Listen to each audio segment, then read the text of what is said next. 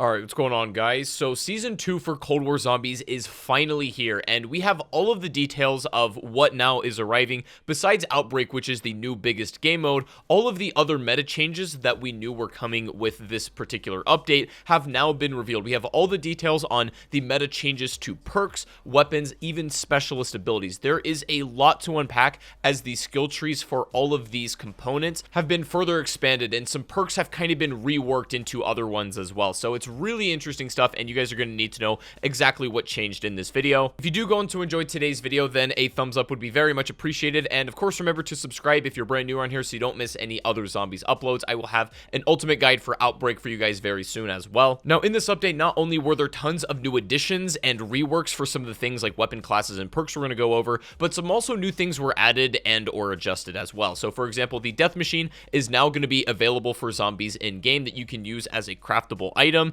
The parkour jump in Firebase C, where you jump from spawn without having to buy the door, has been nerfed. There are ways around it with Ether Shroud, but the entire parkour jump that we all come to know and love has been nerfed. I don't necessarily agree with this. I'm kind of disappointed about it, but it is what it is. Treyarch have also evidently nerfed the Ray K, at least to some degree. Now, this is only in the reload cancel animation, so the strategy you're seeing on screen allows you to essentially stay alive after shooting the alternate fire by quickly swapping back to the original one, and it looks like they have reworked this somehow. Now, I haven't been able to get in game and test this as of yet. I don't know if the strategy is impossible anymore, but it looks like they kind of got rid of the reload cancel exploit, I guess, which again, also somewhat disappointed about if you cannot do it anymore. However, I understand why they made these balance passes, because when we get into the perks and their further upgrades, it makes a lot more sense. So the best place to start, the most simple to understand, are the changes to the weapon classes. Now, a few are being added. There are now weapon classes for launchers and specials specifically, but the other ones are also getting fleshed out a little bit more. So now, obviously, you guys know that using the raw crystals have upgraded your like close quarters combat, critical bonus, stuff like that, and that is continuing into most of the weapon classes. You will now have further incentives to upgrade. So for example, on the assault rifle class, 4 and 5 will give you increased long shot bonus as well as increased critical damage bonus as well. These apply for SMGs and most of the other guns in the game. The only real exception to these are the specials, the launchers, and also melee weapons. Now specials are going to have their own upgrade tree, and when fully upgraded are going to be able to deal more damage to boss enemies. This is to make these weapon classes that don't get utilized quite as much slightly more effective, and not only does this apply of course to your loadout weapon, but obviously everything within the mystery box and off the wall as well, how it's functioned previously in Cold War since its launch. Now the only real exception to this is melee weapons from what I understand, and melee weapons when fully upgraded using the refined and flawless crystals will grant you small amounts of HP back every time you get a kill. This means while melee weapons are extremely powerful in Cold War Zombies, they are definitely a risk to use as you put yourself in a terrible position to be in and can die quite quickly, so this should be the somewhat of an antidote for that. Most of these upgrades to the traditional weapons, of course, just gonna like mitigate damage fall off. They'll allow you to do more critical damage and armor, stuff like that, so just generally more effective for all the guns as soon as they are upgraded with these refined and flawless crystals. Now when it comes to field upgrades, these are where they get pretty interesting as well. So Frenzied Guard is the newest specialist ability, and of course the 3 main objectives you get is to bring all the zombies towards you, and only your armor takes damage. Now you can see all of the upgrade tree tiers that we have. When fully upgraded, it will make normal enemies a little bit slower around you and increase the duration of the effect for around 15 seconds. Now this is going to be pretty useful in co-op games, although I don't imagine many solo players will get much use out of this one. Either way, Frenzied Guard is here now, and it's not the only one that has completely changed its functionality as well, so let's get into the other ones. When fully upgraded, Frost Blast now has a maximum of 3 charges instead of 2, and normal enemies that are frozen for 5 seconds are instantly killed upon taking damage. This is going to make this one significantly more useful, although I don't know if it's still able to beat out all of the other specialist abilities we have. Energy Mine, when fully upgraded, now damages and completely destroys any armor of enemies caught within the blast, and also mines detonate 3 times in rapid succession, stunning special enemies as well. Again, this one becomes significantly more useful, but I don't know if it still quite beats out the main 2, you know? Ether Shroud will now get increased movement speed while you're in the effect, while you're shrouded, so you can run around a lot quicker, maybe to revive enemies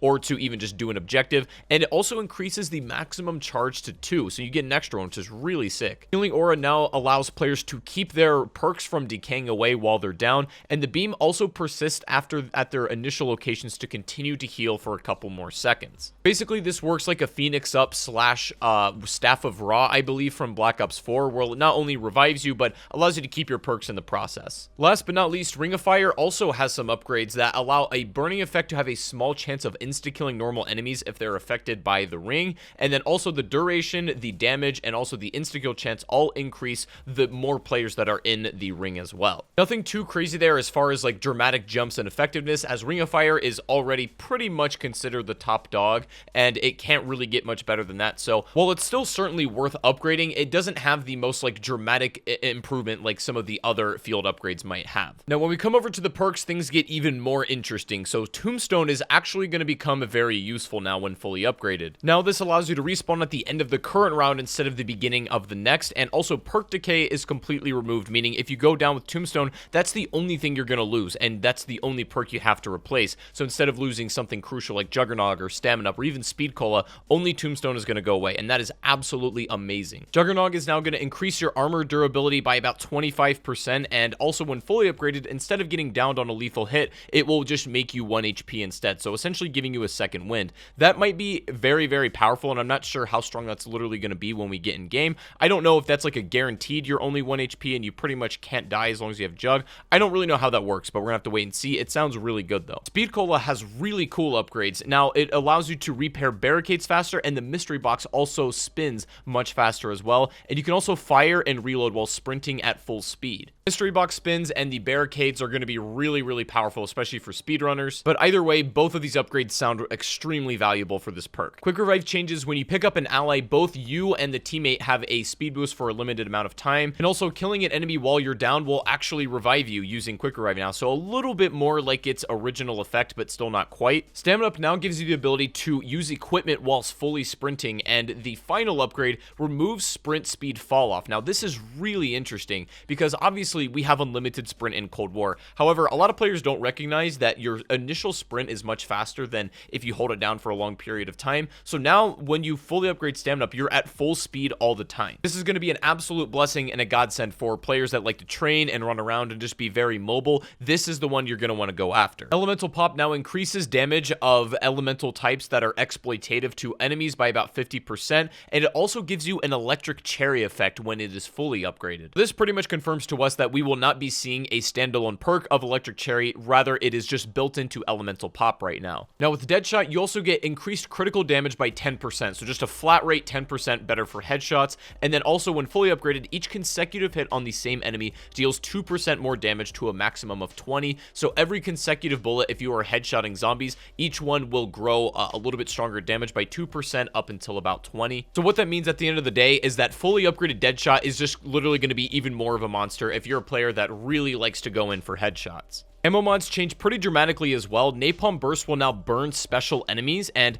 upon a burnt kill using Napalm Burst, the explosion will spread, burning nearby enemies as well, so it can kind of, you know, play off of itself. Deadwire, now fully upgraded, is almost like its original self. Special enemies can now be stunned using Deadwire, and with the stun arcs of electricity can jump towards other enemies in the nearby vicinity, so if you're training and some of them get shocked, it's kind of like its original effect from Black Ops 3 and 4, where it can affect the surrounding ones and potentially kill them as well. Now there is a 30-second cooldown on the new Deadwire effect. So in that particular case, then it's not really like the original Deadwire because that cooled down in like 5 seconds. Very similar to Deadwire, Cryo Freeze will now slow special enemies, and upon a slowed enemy kill, the Shatter can do a flat rate of damage to surrounding zombies. So pretty much the same idea as the new Deadwire, however, a slightly different effect will come as a result. We have a similar case with Brain Rot, but something is really interesting here. Special enemies can now be turned using Brain Rot, so this, yes, includes things like Manglers and Mimics and potentially even the Panzers. So this is a huge change in the meta because we were previously never able to turn these, and then obviously when fully upgraded, turned zombies can now, of course, you know, spread that effect and deal more damage to surrounding enemies. But it will be very interesting to see how the game operates and how that affects other special enemies within the match. Being able to turn them friendly and how long they last, everything like that, is not super clear, but is certainly worth upgrading if you ask me. And then if we have Shatter Fire Blast, which of course is the brand new ammo type, and all of these are essentially meant for shredding armored enemies, and upon its final upgrades, the explosion size is doubled, and also it has a chance to explode and knock over normal enemies in your proximity. Of course, this has a pretty significant cooldown as well, as it should, but nonetheless, it is a really cool effect that we'll have to see how it plays out in game. This is for sure going to be the most useful in the new Outbreak mode, as there are a lot of armored enemies to deal with. Now, how is the best way to go about getting these new crystals, you might ask? Obtaining flawless and refined crystals, you are essentially going to complete Outbreak missions, as many as you can, and escape with your life, or you can even do traditional high rounds in something like D Machine or Firebase C to obtain these as fast as possible. These crystals are meant for like the most hardcore of hardcore zombie players to obtain. Don't expect to get these at an extremely fast rate because they are supposed to be a lot more rare. However, very soon I will have a strategy on what is essentially like the most optimized way to obtain these crystals. I'll have you guys updated on that, so make sure to subscribe and stick around. I'm also going to have an ultimate guide to Outbreak, which is the brand new mode. If you have no idea how to play it or what to do, then that will be coming up on the channel a little bit too. But those are a lot of the huge changes coming to zombies, and I hope I was able to kind of convey this in an easy to digest manner. If you did end up enjoying the video today, I would really appreciate a thumbs up. That would be awesome. And of course, remember to subscribe to the channel if you're new before you go. I also stream zombies almost every day over on Twitch. You should definitely follow, links in the description. I would love to see you over there. I'll be playing Outbreak. But anyways, I hope you guys have a great rest of your day, and I'll see you all on the next stream or the next video. Take it easy. I gotta go, and peace out.